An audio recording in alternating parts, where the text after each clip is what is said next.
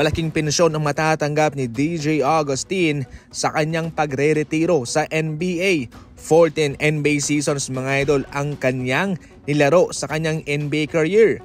Ang NBA mga idol ay nangangailangan lamang ng minimum of 3 season para ikaw ay maging eligible sa pensyon. Samantalang sa benefits naman, especially sa hospitalization o sa kalusugan mo, ay pwedeng umabot nga ito ng 10 taon. Nakadepende rin yung halaga ng pensyon kung gaano ka katagal na naglaro sa NBA. Considering na nasa 14 NBA season ang kanyang nilaro, malaking payday, malaki ang kanyang matatanggap buwan-buwan. Sa kanyang paglalaro sa NBA, kumita siya ng pangkabuang 65 million. Kung marunong kang magnegosyo at mag-invest, okay na yan.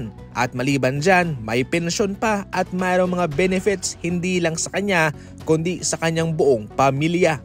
Sinisisi naman sa ngayon pabalik ng mga netizen at ng mga NBA fans itong si Giannis kung ano na ang kinahihinatnan ng kanyang kupunan sa ngayon na labis silang naghihirap. Sa ngayon, 1 win and 5 losses ang kanilang kartada at hindi po yan maganda sa isang kupunan na mayroong Giannis and Damian Lillard.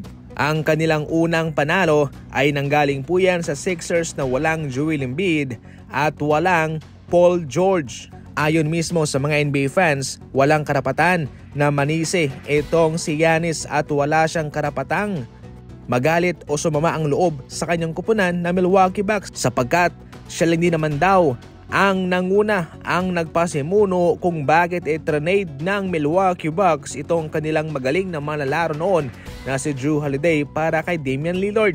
Doon daw nagsimula kung bakit nagkaletse-letse na ngayon ang kupunan ni Giannis mga idol.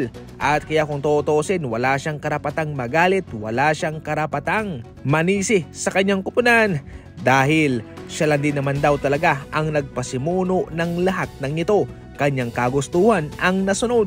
Hindi pabor sa Draymond Green sa posisyon ngayon ni Kuminga na nagka-coming off the bench. Ayon sa kanya, hindi niya nagustuhan na itong si Kuminga ay galing sa bangko dahil sa kanyang pananaw, siya ay isang superstar. At kaya ang mga ganyang malalaro ay hindi dapat coming off the bench. Gayunpaman, napaka-importante pa rin daw na maging professional at mas higit na importante kung ano raw yung isasagot mo na emosyon o reaksyon sa trabahong ibinigay sa'yo. Sa kanyang nakikita kay Jonathan Kuminga, ito'y professional naman daw at kanyang tinanggap kung ano ang trabaho o assignment na ibinigay sa kanya.